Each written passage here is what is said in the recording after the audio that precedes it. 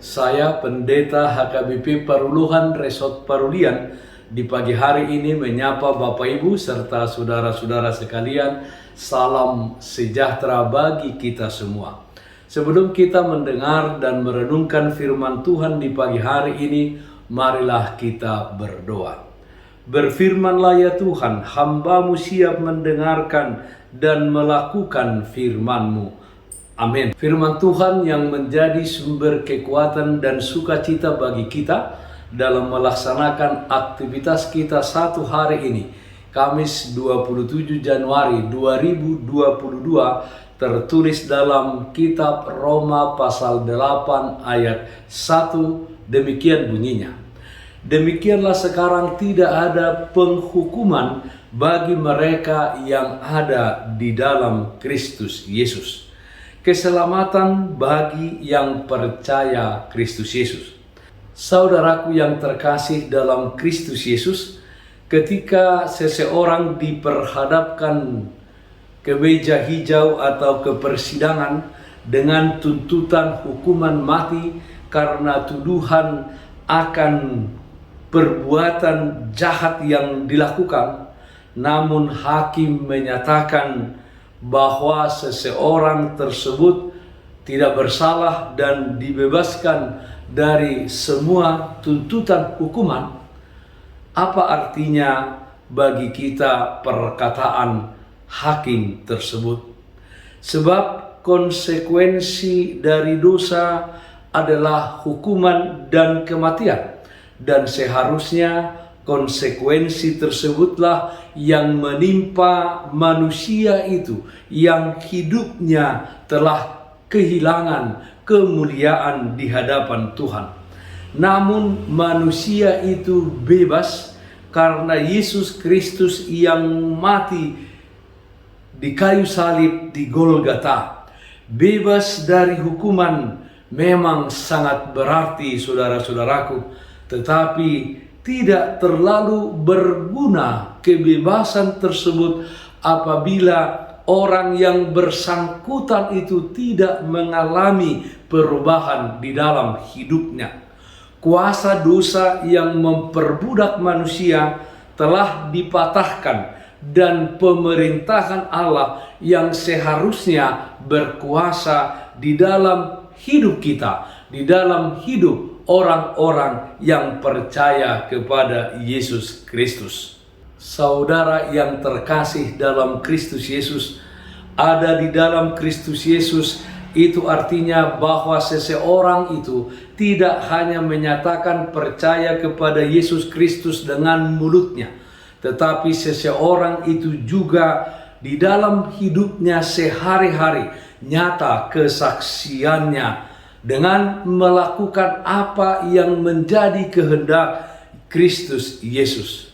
Jadi saudara-saudaraku, saat kita menerima tawaran dari Yesus Kristus, menerima tawarannya bahwa Dia menjadi juru selamat dalam kehidupan kita dan kita menjadi pengikutnya, maka kita harus memusatkan hidup pada Allah.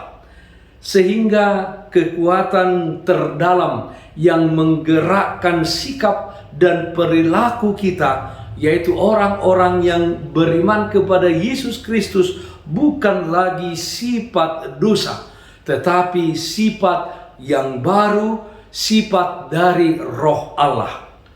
Orang percaya menaklukkan hidupnya kepada hukum Allah, mencari hal-hal yang berkenan kepada Allah, dan tidak lagi menginginkan sesuatu yang bertentangan dengan kehendak Allah. Karakter yang menunjukkan hidup di dalam kasih, karakter yang menunjukkan hidup di dalam kebenaran dan keadilan adalah bukti bahwa seseorang sungguh sudah diperbaharui oleh Roh, bahwa seseorang itu sungguh-sungguh di dalam Kristus Yesus dan tidak lagi di bawah penghukuman, tetapi di bawah anugerah keselamatan dari Tuhan. Saudaraku yang terkasih di dalam Kristus Yesus, walau kita orang yang percaya, kita yang hidup di dalam Kristus Yesus, bukan berarti saudara-saudara bahwa hidup kita ini pasti berhasil, bahwa hidup kita ini pasti sukses. Tidak ada lagi hambatan dan pergumulan di dalam kehidupan kita. Tentu saja tidak demikian. Karena tabiat keberdosaannya dan manusia itu lemah dari dirinya sendiri. Manusia itu masih bergumul di dalam hidup dan masih bisa jatuh ke dalam kegagalan. Tetapi karena hidupnya di dalam Kristus, kegagalan itu tidak akan membawanya kepada penghukuman.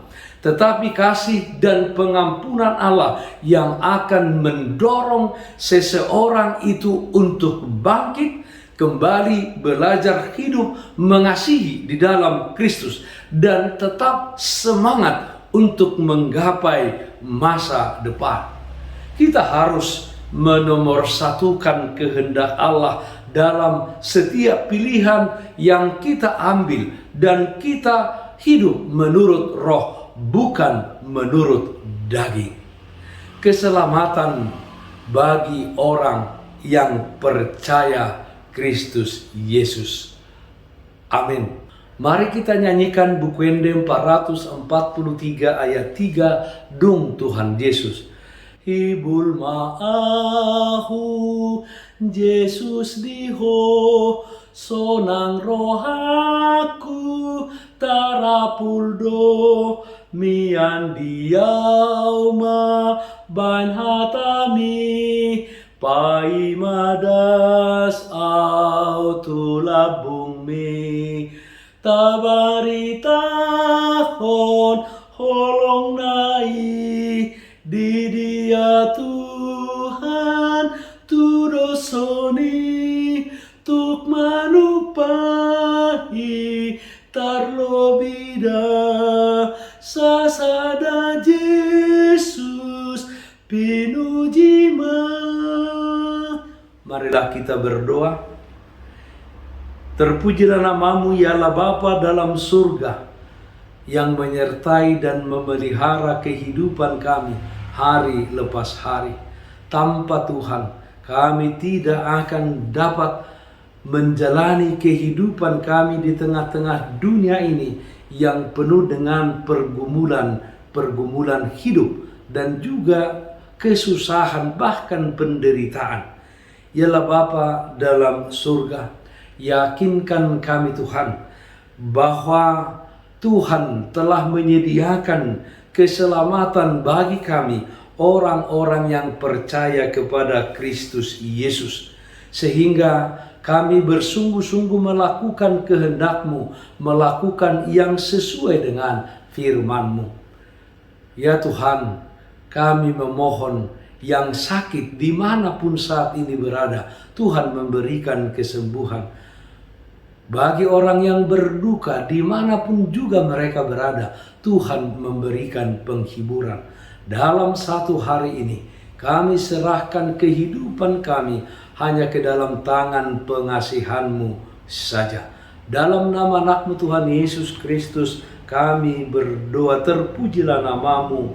Amin. Kasih karunia Tuhan kita Yesus Kristus dan kasih setia dari Allah Bapa serta persekutuan Roh Kudus, itulah yang menyertaimu hari ini kekal sampai selama-lamanya.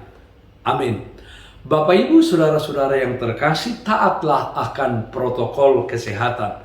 Bersihkan rumahmu, bersihkan pekaranganmu, bersihkan hatimu.